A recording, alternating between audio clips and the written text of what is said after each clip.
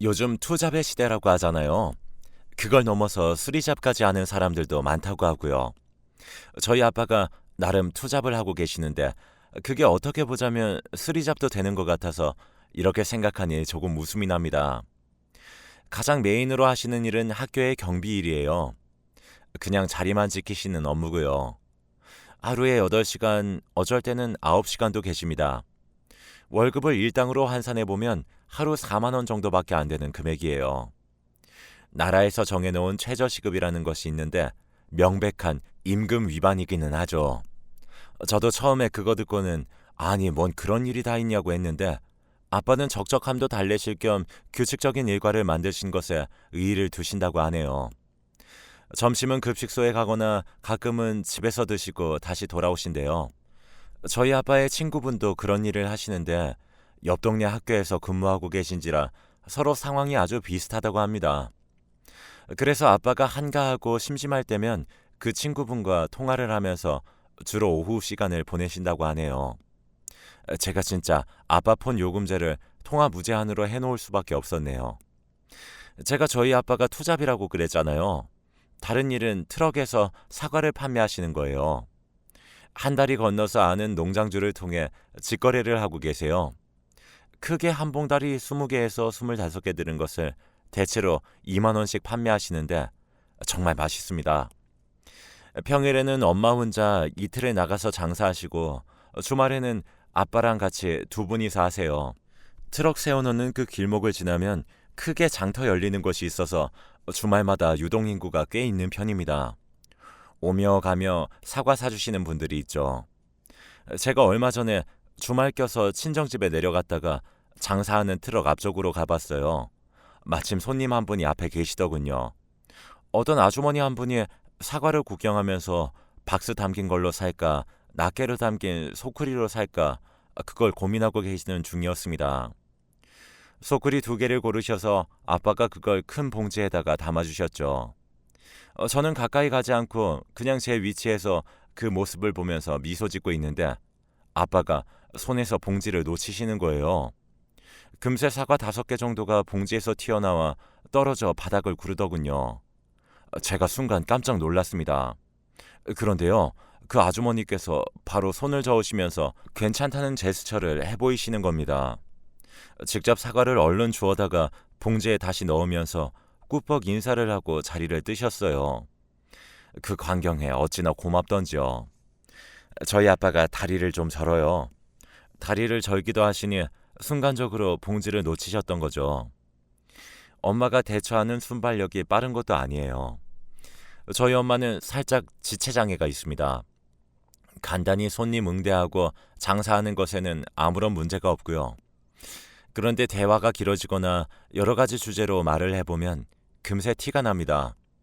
쉽게 정리해서 저희 부모님은 두 분 다 장애인이십니다. 자식은 저 하나뿐이라 외동딸이고요. 저 어렸을 때 저를 외할머니께서 거의 키워주셨어요. 저에게서 장애가 나타날까봐 항상 마음을 졸이셨다고 합니다. 외할머니께서는 아무래도 옛날 분이라 그런지 아들 낳는 걸 그렇게나 원하셨대요. 첫째 이모가 딸이었으니 둘째는 꼭 아들이길 바라셨다네요. 그런데 둘째인 저희 엄마를 낳으시고 나서는 자식을 더 안 가지셨습니다. 저희 엄마를 출산하시고 나서 몸이 약해지는 바람에 외할머니께서는 셋째를 몇 년 기다렸다가 가지실 생각을 원래는 하고 계셨대요. 그런데 그렇게 몸 관리를 하던 도중 둘째인 저희 엄마에게 장애가 있다는 걸 알게 되신 거예요. 그저 또래에 비해 배우는 게 늦다, 많은 부분에서 더디다 이렇게만 여겼는데 그게 장애였던 거죠. 자기 자식이 그러면 잘 모르나 봅니다. 현실 부정인 것인지 외할머니는 물론 외할아버지도 전혀 모르셨다가 동네 이웃분들이 좀 이상하다고 언지를 계속 주셔서 알게 되셨다네요. 저희 아빠는 다 커서 후천적으로 다리가 그렇게 되신 게 아니라 소아마비로 장애를 갖게 되셨어요. 엄마와는 반대로 아빠는 친가의 유일한 아들입니다. 위로 큰 고모, 작은 고모 두 분이 계세요. 양가 형편은 아주 비슷하고요. 못 사는 그 수준의 결이 엄청 똑같아요. 그래서 제가 자라는 동안 계속 하게 된 생각이 집안에 장애인이 있으면 온 가족이 케어해야 하고 자꾸 신경 쓰고 하느라 가세가 쉽사리 펼쳐지기 힘들다는 것이었어요. 그리고 그 장애인 당사자가 성공하기도 힘들기 때문에 돈은 더욱 안 모인다는 생각이었죠. 그런 장애인 집안에 두 장애인이 만나 태어난 결실인 저는 머릿속에 성공하고 싶다는 열망이 가득했답니다. 냉정하게 답이 공부밖에 없더라고요. 진짜 열심히 공부했고 스펙 쌓기에 매진했어요. 하지만 결혼은 한 번도 생각해 본 적이 없었습니다. 그것이야말로 불가능한 꼬리표를 다는 것이라고 믿었으니까요. 사람 쉽게 안 믿고 부드러움보단 모난 구석이 많았던 저에게도 절친한 친구가 있었습니다. 대학에서 동기로 만난 절친과 얼마나 잘 통했냐면 둘이 학교 근처에서 같이 자취하게 됐는데도 잘 살았어요. 둘 다 어디 가서 유들유들한 사람이라고 보여질 스타일은 아니었고요. 이를테면 불과 불의 조합인데 잘 통하더라고요. 졸업하고도 계속 연락을 이어갔던 인연이에요. 제가 이 친구를 따라 교회를 한번 나가게 됐습니다. 친구가 원래 교회 다니는 것은 같이 살면서 알고 있었어요. 그런데 저한테 같이 가자던지 강요는 일절 안 했었죠. 어쩌면 제가 종종 뱉었던 말 때문이었는지도 몰라요. 신은 없다고 그랬거든요. 제가 우리 엄마 아빠 두 분 다 그렇게 태어났고 그 덕분에 양쪽 집안 가족들 전부 없는 살림에 더 개고생해가면서 산 거 보면 신은 없는 게 분명하다고 한탄을 했었어요. 제가 성인이 되면서 좀 나아졌지만 학창 시절에는 성격이 개판이었기 때문에 나이가 들어도 비관적인 부분이 꽤 남더라고요. 저희 아빠가 사회생활하면서 가장 역할 비스무리하게 흉내라도 내게 된 것이 제가 고등학교 2학년 전후쯤이었을 겁니다. 사회 소외계층을 위한 일자리가 나오는 게 있는데 저희 아빠는 그것 조금마저도 잘 안 하셨거든요. 엄마는 집에만 계셨죠. 저는 그 가운데 지독한 사춘기를 알았습니다. 환경이 그래서인지 타고난 게 그랬는지 저는 성깔이 있는 편이었어요. 그런데다가 성공에 대한 욕망으로 학구열은 있으니까 짜증을 엄청 자주 내고 살았습니다. 구질구질하고 희망의 불씨 따위는 없는 집구석에 거의 5년 이상 매일같이 화를 내면서 지냈던 것 같아요. 그런 저의 생활에 진절머리가 났었기 때문에 신은 없다고 여기는 게 머리에 박혀 있었고요. 몇 년이라는 세월이 흐르니까 저도 누그러진 것인지 문득 그 친구를 따라서 교회를 한번 나가보게 되었어요. 청년부에는 예배를 따로 드리는데 규모도 크고 재미있다고 친구가 그랬습니다. 사실 저는 그 교회 근처에 순대국밥이 유명하다고 해서 그거 먹으려고 간 거였죠. 서울에서 손꼽히는 순댓국 맛집이었기에 궁금했거든요. 그런데 예배가 끝나니까 웬 모임이 있었어요. 한 조마다 적으면 5명, 많으면 8명 이상까지도 있는 모임 시간이 예배 후의 순서였던 겁니다. 저는 그 친구의 조에 어리둥절한 채로 같이 들어가 앉아 있었어요. 거기 조장이라는 남자가 자기도 조장 맡은 지 얼마 안 되어 뻘쭘한데 잘 부탁드린다면서 진행을 막 하더라고요. 별건 없었고 같이 간식 먹으면서 지난주 어떻게 살았는지 그런 얘기들을 나누는 모임이었습니다. 그것까지 마치고 친구랑 순댓국을 먹었는데 정말 맛있었어요. 그럼에도 다시 교회에 갈 생각은 없었건만 그날 밤에 조장한테서 메시지가 왔습니다.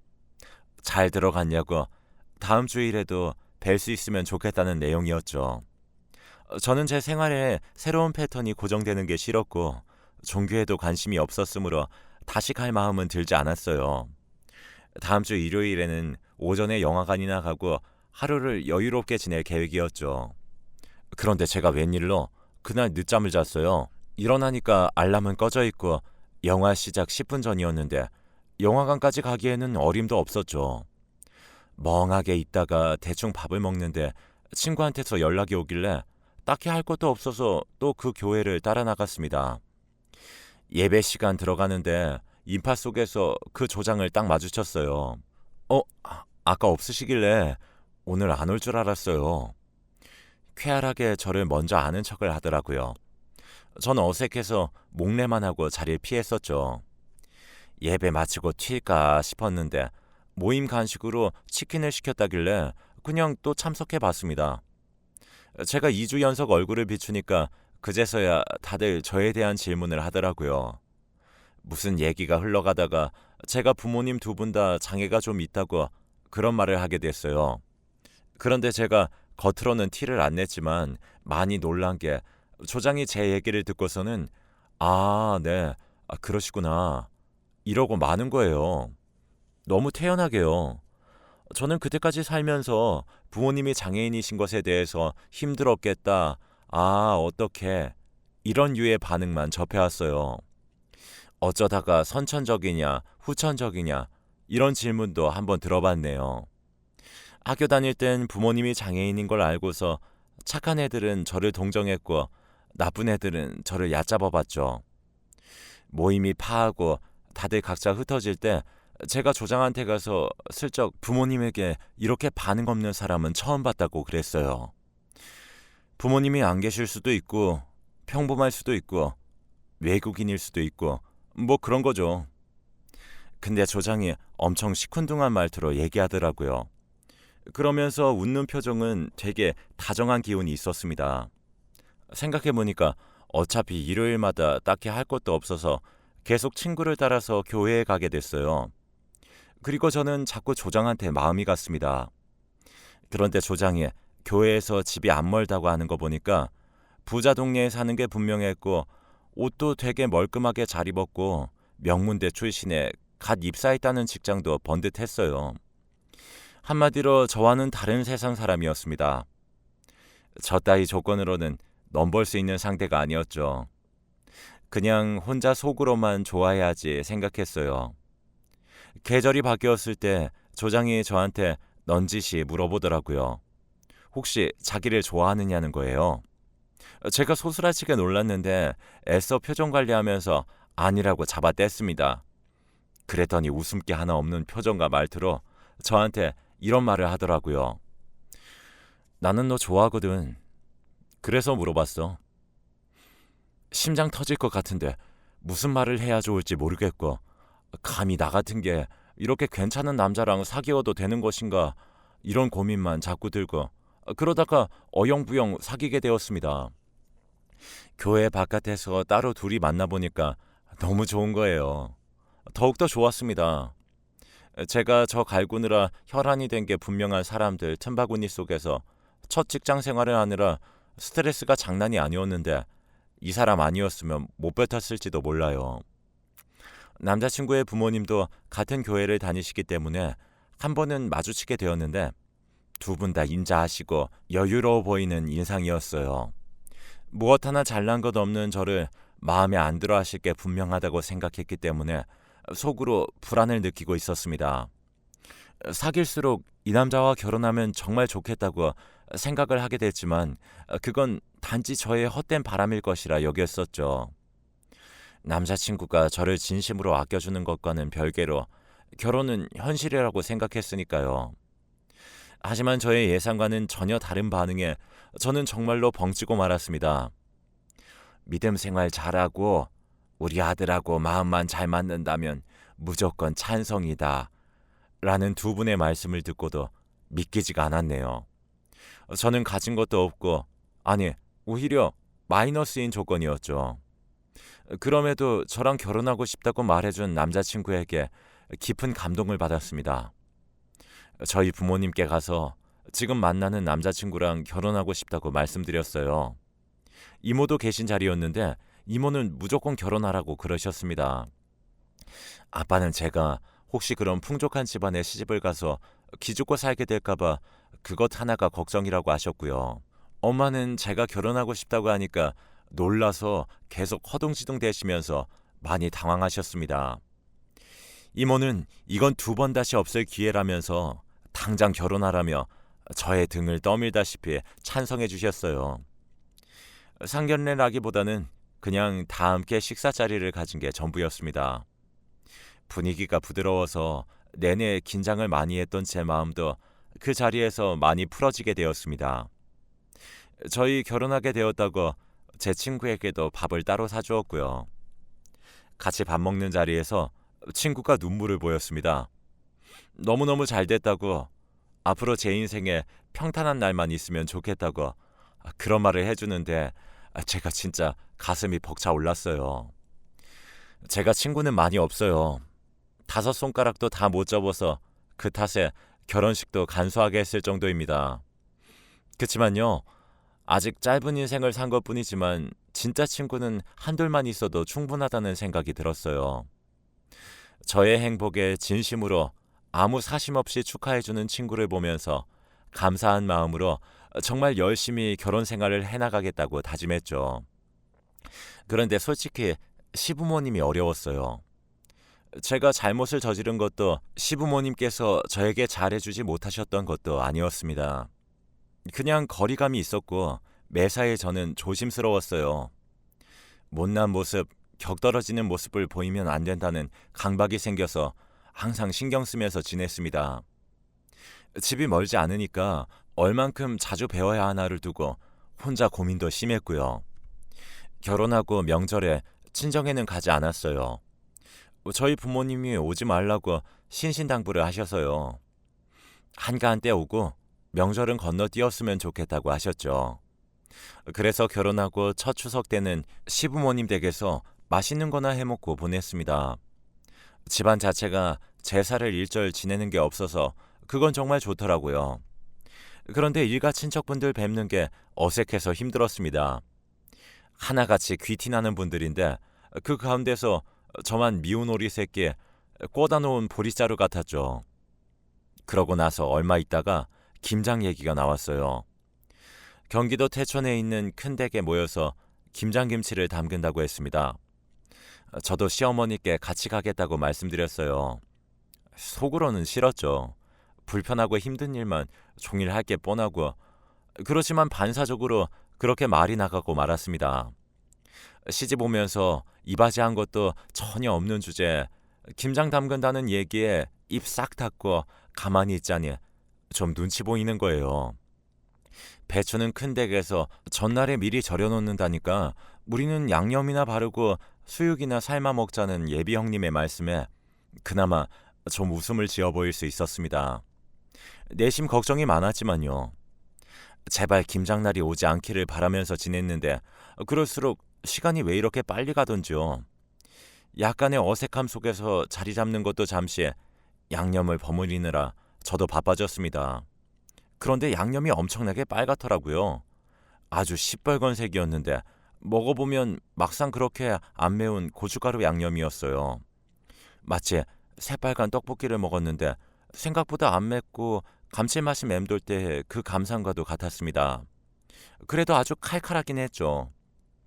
시어머니와 이런저런 가벼운 대화를 나누며 작업을 했는데 그러다가 저희 친정집 얘기가 나왔어요. 제가 저희 집은 한 번도 김장을 직접 해본 적이 없다고 하니까 화들짝 놀라셨거든요. 어디 복지단체에서 주는 김장김치는 받아본 적이 있다고 그런 내용을 알려드릴까 하다가 이건 아닌 것 같아서 입을 다물었습니다. 대신 유야무야 둘러댔죠. 가끔 조금씩만 해드세요. 김장은 본격적으로 안 하려고 하셔서요. 그러면 오늘 한 거 좀 싸다가 택배로 보내드릴까? 우체국으로 붙이면 금방 갈 텐데. 네? 아니에요. 감사하긴 한데 괜찮아요. 그렇게까지 신경 안 써주셔도 돼요. 그런데 시어머니께서는 자꾸만 저희 친정에다가 김치를 보내주려고 하시는 거예요. 그래서 제가 고민하다가 이건 솔직하게 말씀드려야 할 것 같아졌습니다. 사실은 김치를 잘 못 드세요. 엄마가 특히 매운 걸 거의 못 드시거든요. 매운 음식 먹는 걸 가르치는 게 힘드니까 외할머니께서 옛날에 김치를 무조건 물에다가 씻어서 주셨대요. 그게 습관으로 굳어졌어요. 그리고 저희 아빠가 다리를 저시기도 하지만 가끔은 손까지 떠세요. 그래서 어렸을 적부터 양념 있는 걸 많이 안 드셨대요. 반찬 놓칠까 봐서요. 얼굴이며 옷에 김치 양념 묻으면 얼룩 때문에 빨기 힘들다고 잘 안 드셔서 버릇됐다고 하시더라고요. 김치찌개를 거의 안 해먹는 집은 저희 집이 아마 대한민국에서 유일할 거예요. 네. 제가 멋쩍게 웃었어요. 제 딴에는 너무 어려운 얘기가 되지 않았으면 해서 약간 농담조로 한 것이었는데요. 분위기가 좀 숙연하더라고요. 시어머니께서는 많이 당황하신 표정이었습니다. 그걸 보고 저도 덩달아서 당황스러워졌네요. 세상에나, 아니 그럴 수 있나? 아니요, 어머님. 아, 저희 부모님 두 분 다 다른 양념은 다 드세요. 다 드시는데 잘은 못 드신다고 그런 거예요. 무슨 병처럼 제가 말을 늘어놓고 말았는데 그 순간 정말 창피하고 수치스럽고 별별 생각이 다 들었습니다. 그저 이 순간이 얼른 지나가길 바라면서 속으로 빌며 버텼어요. 그날은 무슨 정신으로 김장을 마치고 집까지 돌아왔는지도 모르겠어요. 그래도 시어머니께서 다른 내색 없이 다음에도 저를 대해주셔서 저도 안심할 수 있었습니다. 그리고 몇 주 뒤에 연말이라고 저는 친정집에 내려갔어요. 사정상 친정에는 못 갈 것 같으니 미리 뵈러 간 것이었죠. 아빠가 이때는 학교 일하기 전이었어서 소일거리로 농사일에 주력하고 계셨습니다. 저도 일 좀 거들어드리고 두 분을 차에 태우고 드라이브 시켜드렸어요. 그런 김에 밖에서 저녁을 먹을 작정이었는데 엄마가 자꾸 집에 가서 먹자고 그러시는 거예요. 제가 번거롭게 왜 그러냐고 그냥 외식하자고 했지만 엄마가 저 온다고 고기 양념을 재워놨다고 하시는 겁니다. 그 정성에 어떻게 외면하겠어요. 당장 집으로 차를 돌렸죠. 아빠는 채소를 준비하시고 제가 불고기를 굽고 있는데 엄마가 반찬 준비를 하는 걸 보니까 웬 백김치가 있더라고요. 엄마, 설마 엄마가 저거 김치 담근 거야? 아니, 얘, 너 이거 몰라? 어떻게 몰라? 엄마가 갑자기 흥분해서 같은 말만 반복하시길래 아빠를 불렀습니다. 백김치 어디서 났냐고 하니까 아빠가 얼래? 이러면서 몰랐냐고 하시길래 이게 무슨 일인가 했습니다. 이 김치 안사돈께서 보내주신 건데 난 당연히 네가 아는 줄 알았지. 제가 깜짝 놀라서 고기 굽다 말고 김치통을 확인해 봤어요. 락앤락 아주 큰 사이즈로 두 통이나 보내주신 거였어요. 전혀 생각하지도 못한 일에 놀라고만 저의 눈에 그제서야 냉장고에 붙어있는 종이가 들어왔습니다. 저희 부모님이 원래 냉장고에 뭐를 많이 붙여두셔서 그게 눈에 잘 안 띄었어요. 가스불 확인 같은 글자를 적어둔 종이들이 많았고 각종 자석들도 있어서 그걸 못 봤었는데 시어머니께서 정갈하게 쓰신 내용을 보고서는 불가항력적으로 눈물이 차올랐습니다. 제가 집안 식구들 손을 빌려 요리를 하고 살았더니 하수입니다. 저 혼자 하려면 부족한 실력입니다. 그래도 한번 해봤습니다. 제 눈으로 보고 검증된 재료로만 하고 싶었어요. 배추와 무는 저희 집안의 땅에서 직접 농사 지은 것입니다. 레시피 찾아다가 하루 종일 실험을 해봤는데 결과물이 잘 나왔는지 모르겠어요. 어줍지 않은 양념 넣으면 맛이 가버릴까봐 저희 집 방식으로 짭짤하고 원하게 해보았습니다. 드시고 입맛에 맞으시면 말씀을 주세요. 안 맵게 겉절이도 조금 해서 날 풀리는 대로 보내드릴게요. 여름에는 동치미 어떠시겠어요? 더운 날 입맛 없으실 때 밥이나 면 말아 먹으면 식사가 되게끔 맛있게 조합해 볼게요. 그 전에 뵐 수 있으면 더욱 좋겠습니다. 귀한 딸 허락해 주신 은혜 감사해요. 이런 내용이 적혀 있었는데 보는 동안 눈물 때문에 앞이 흐려져서 계속 눈물을 훔쳐야만 했습니다. 저희 엄마가 속없이 옆에서 울어? 울어? 자꾸 이러는 바람에 안 운다고 대답하고선 뒷모습만 보이면서 불고기를 볶았는데요. 사실 계속 눈물을 삼키느라 힘들었습니다. 저녁상 사진 찍어놨다가 첨부해서 더 시간 늦어지기 전에 설거지 마치는 대로 시어머니께 메시지를 보냈어요. 너무 맛있고 정말 너무 감사하다고요. 그랬더니 시어머니께서 답장하시기를 김치 한다고 싱크대 전부 차지하고 난리 피우느라 스케일이 장난 아니었다. 내가 요리 못하고 음식 못하는 거 이럴 때 들키는 거야. 라고 너스레를 떠시는데 그 모습에 더 감사함을 느꼈습니다. 저희 엄마가 정말 좋아하신다고 국물을 싹 들이키신다고 하니까 엄청 뿌듯해하시고 좋아하시더라고요. 백김치가 하나도 안 매운데 시원하고 자꾸 당기는 맛이었어요.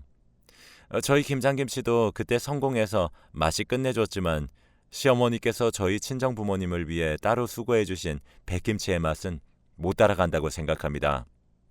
웃겼던 게 남편도 듣고 놀라서는 진짜? 우리 엄마가? 말도 안 돼! 이러더라고요. 그 겨울 어느 때보다도 따뜻한 연말 연시를 보냈고 저는 아이도 낳았습니다. 코로나 때문에 원래 예정해 두었던 돌잔치는 생략했지만 가족들끼리 모여서 즐겁게 식사 자리를 가졌어요. 아이는 정말 건강합니다. 애 낳고 나서 혼자 집에 내려가 본 것은 이번이 처음이었어요. 아빠의 실수로 바닥에 떨어져 대굴대굴 굴러간 사과. 그 때문에 떨어진 부분이 상했을 텐데도 되려 웃어주시면서 꾸벅 인사까지 남기고 가주신 아주머니 손님을 보면서 마음 한켠이 뭉클해졌습니다. 아주머니께서는 모르시겠죠. 그 고운 마음씨에 대고 사과 장수에 따른 그 순간 저를 올려드리고 싶었던 것을요. 점차 추워지는 날씨에 그 따뜻한 광경을 보면서 시어머니 백김치가 떠올라 버렸네요. 평생 간직할 감사함이에요. 저로서는 오랜만에 옛일을 되돌아보는 기회였습니다. 저희 부모님은 작게 농사도 지으세요. 어디 파는 건 아니고 직접 드시고 나눠주시는 목적이에요. 이번에 보니까 고구마 캐놓은 거 호숙 잘 되었다고 시댁에 가져가라고 상자에 준비를 해놓으셨어요. 예쁜 모양만 골라놓으신 것에 살짝 웃음이 났습니다. 학교 경비에 사과 장사에 농사까지 저희 부모님 아주 바쁘게 지내고 계세요. 집에 가만히 있는 게 이제는 싫으시다네요. 너무 멋지신 것 같아요. 제가 이런 부모님을 두었기에 제 분에 넘치는 시댁을 만나는 축복을 받은 것이라고 과거의 저라면 상상할 수도 없었을 그런 생각을 해봅니다.